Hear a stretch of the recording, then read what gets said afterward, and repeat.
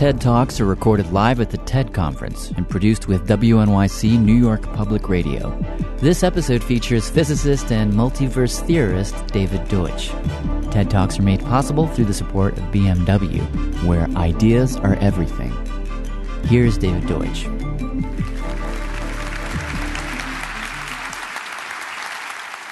Is this a typical place? Well, let's look around, look in a random direction, and we see a wall and chemical scum, and that's not typical of the universe at all. All you've got to do is go a few hundred miles in that same direction and look back, and you won't see any walls or chemical scum at all. All you see is a blue planet. Let's go out further till we're outside the galaxy and look back, and there's the huge galaxy with spiral arms laid out in front of us, and at this point, we've come 100,000 light years from here. But we're still nowhere near a typical place in the universe. To get to a typical place, you've got to go 1,000 times as far as that into intergalactic space. Intergalactic space is completely dark, pitch dark. It's so dark that if you were to be looking at the nearest star to you, and that star were to explode as a supernova, you still wouldn't be able to see even a glimmer. A supernova is so bright, so brilliant an event, that it would kill you stone dead at a range of several light years. And yet, from intergalactic space, it's so far away, you wouldn't even see it. It's also very cold out there, less than 3 degrees above absolute zero. And it's very empty. The vacuum there is 1 million times less dense than the highest vacuum that our best technology on Earth can currently create.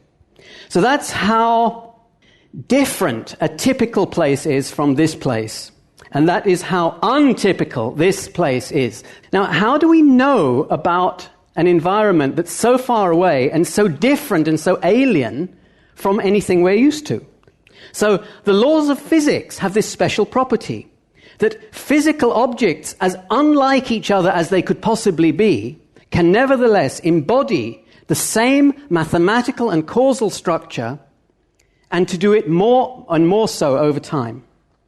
So we are a chemical scum that is different. This chemical scum has universality.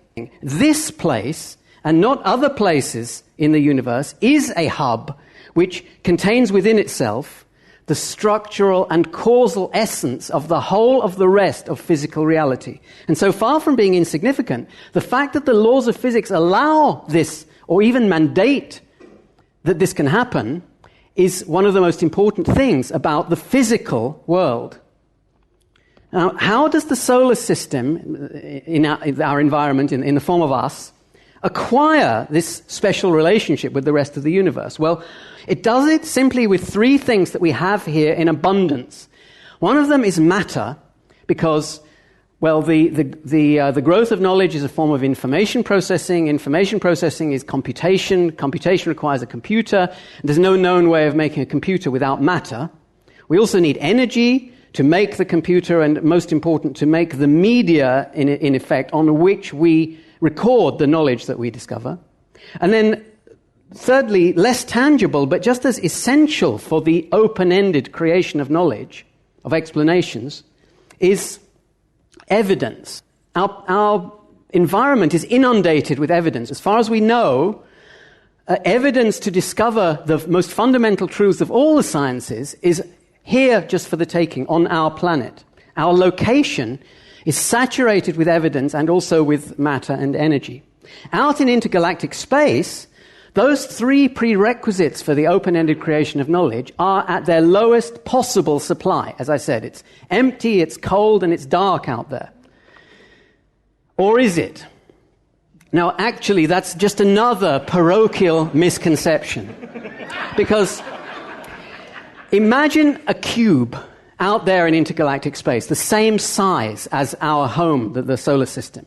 Now, that cube is very empty by human standards, but that still means that it contains over 1 million tons of matter.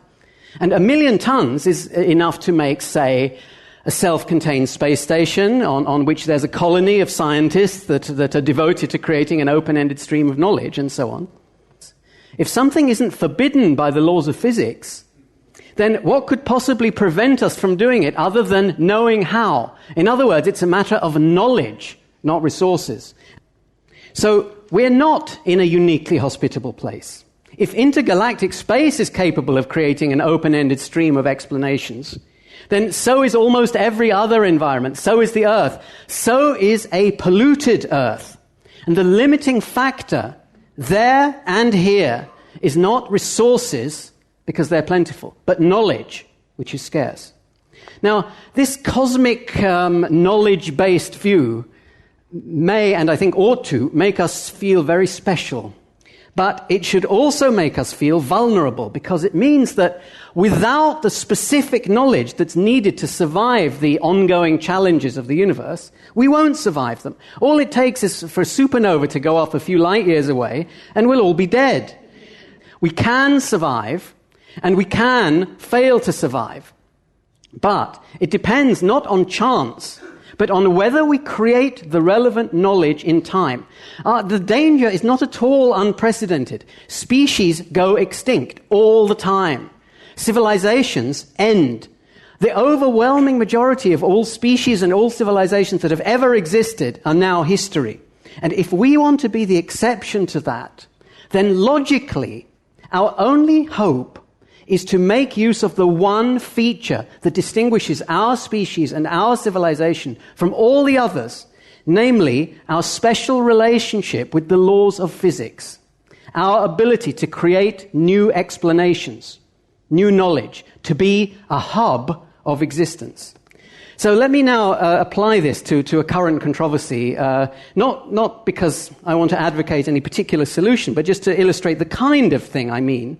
The controversy is global warming. The rational thing for a layman to do is to take seriously the prevailing scientific theory.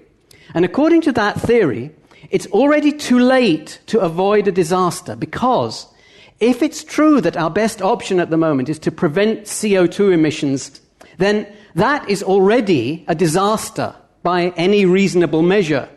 So it's already too late to avoid it, and it probably has been too late to avoid it ever since before anyone realized the danger. Now, the lesson of that seems clear to me, and I don't know why it isn't informing public debate. It is that we can't always know. When we know of an impending disaster and how to solve it at a cost less than the cost of the disaster itself, then there's not going to be much argument, really. But no precautions and no precautionary principle can avoid problems that we do not yet foresee. Hence, we need a stance of problem fixing, not just problem avoidance. And it's true that an ounce of prevention equals a pound of cure, but that's only if we know what to prevent. If you've been punched on the nose, then the science of medicine does not consist of teaching you how to avoid punches. If medical science stopped seeking cures and concentrated on prevention only, then it would achieve very little of either. So the world is buzzing at the moment with plans to force reductions in gas emissions at all costs. It ought to be buzzing with plans to reduce the temperature and with plans to live at the higher temperature, and not at all costs, but efficiently and cheaply. And some such plans exist, things like swarms of mirrors in space to deflect the sunlight away and encouraging aquatic organisms to eat more carbon dioxide. At the moment, these things are fringe research. They're not central to the human effort to face this problem or problems in general. And with problems that we are not aware of yet, the ability to put right, not the sheer good luck of avoiding indefinitely, is our only hope, not just of solving problems, but of survival.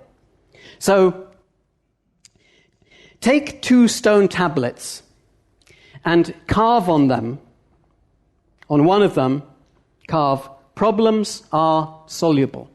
And on the other one, carve, problems are inevitable. Thank you.